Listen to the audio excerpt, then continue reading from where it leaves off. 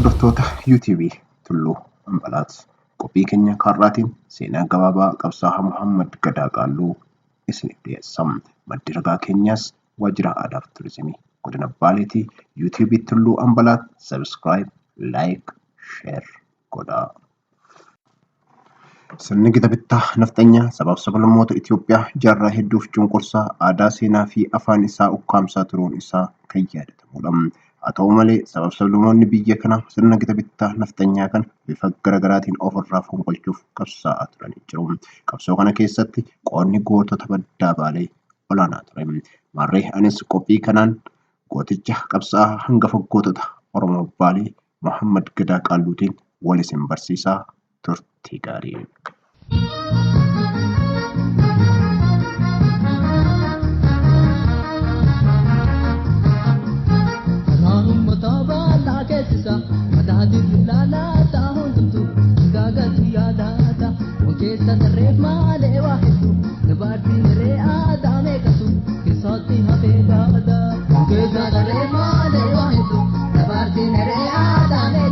Maqaan dhalootaa isaanii Gadaa Teessoo Luugoo Camarii jedhama. Abbaan isaanii Teessoo Luugoo Qaalluu sirna Gadaa Arsii Sikkoo Mandoo waan turaniif Gadaa Qaalluu jedhamanii waamamaa akka turanii fi Qaalluun maqaa warri isaanii baasaniif akka hin taane qorannoon ni mirkaneessa. Muhammad Gadaa Qaalluu abbaa isaanii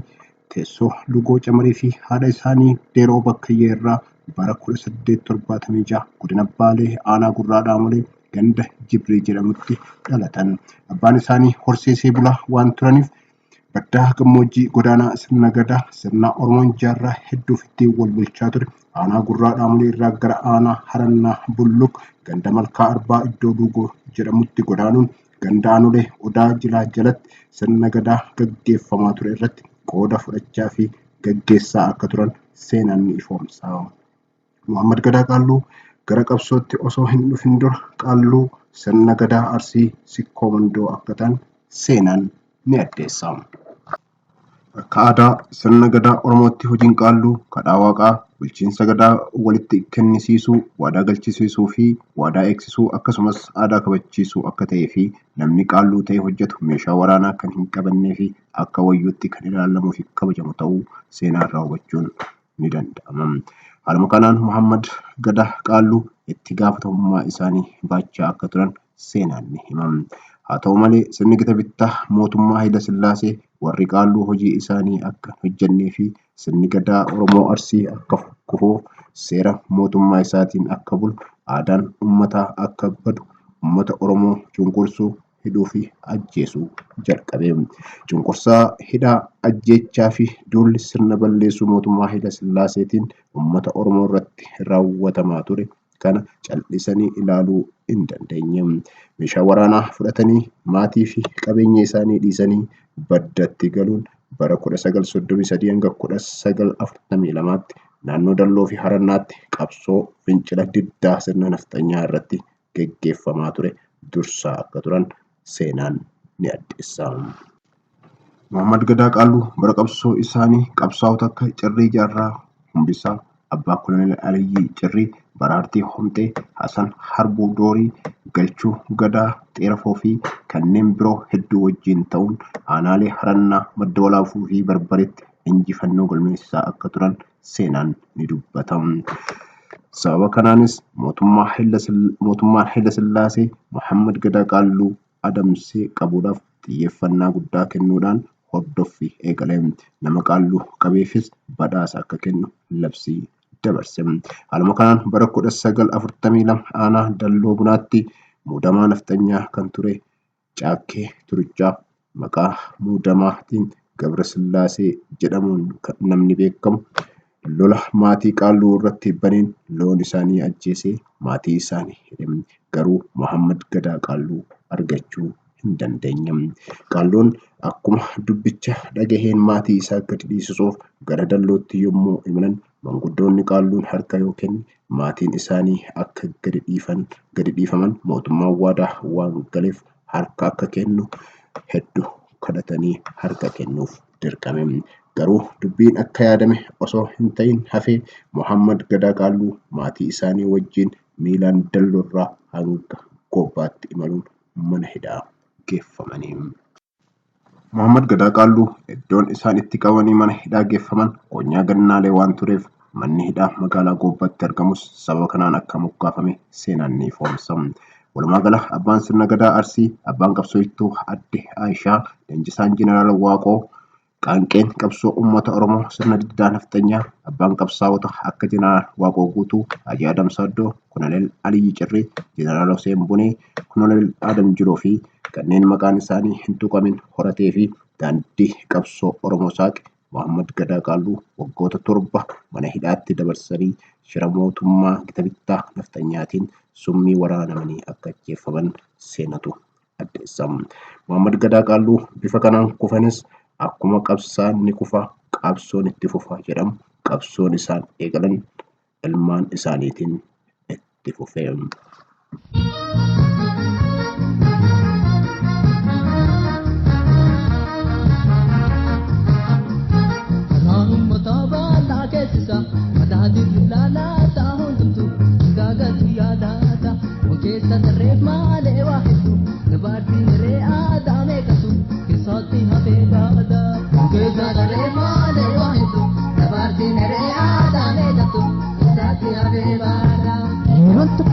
Yeron tokkore kadi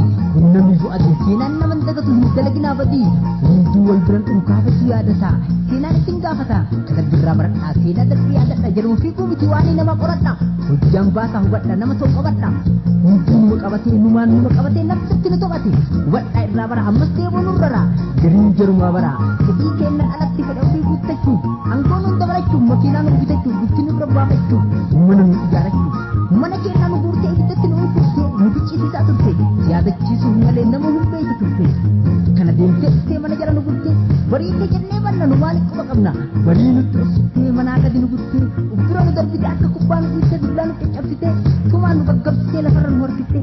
warra keenya boolchiftee qawweedhaan sodaachiftee warra nu duukaa bahe tuntee nurraa dachaaftee makiinaa hattee biddee hulaateen irra dhaabtee akka waan hattuu taanee loltuudhaan nu barsitee gidduutti nu balchitee giddiin itti nu yaaftee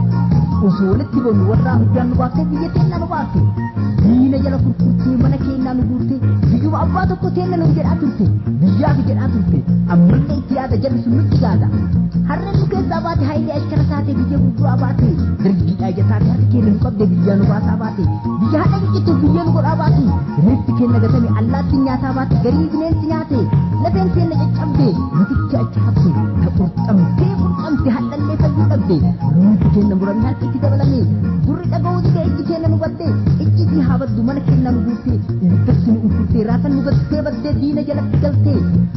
diina nu goote ofii fira of goote qabsaa'aa ofii jetti maqama jijjiiratte kaleessa nama biraa hadha ammoo jijjiiramte qabsoo itti barmeeqa ragaa qabdu haati eenyutu isii beeka barkam qabsoo eegalte ofii eenyu turte eenyuun qabsaatiin turte eenyuun qabsiisaa turte eenyuun qabsiisaa turte ijoollee manaa guutte eessatti gattee galte osoo seerri jiraate hin gaafatamtu turte kamana isaatti guutte ibiddatti uffurte kumbutu ta'e caccabee biyya ambaatti hafe bullugumaa dhabame awwaalillee dhabame meeqatu achi hafe meeqatu achi hafe mee hunduu wal gaafadha mee hunduu wal yaadadha hiriyyaa isaa gaafadha mee warri isaa yaadadha irsina cabde lafeen asmara cabde lafeen maqale cabde lafeen jiran mana nu guure jiran nu qabsee lafee eessan qabsaa'ee taate maaltu isaanii hafe eessan qabsaa'ee taate maaltu isaanii hafe Dadirri lala tahundu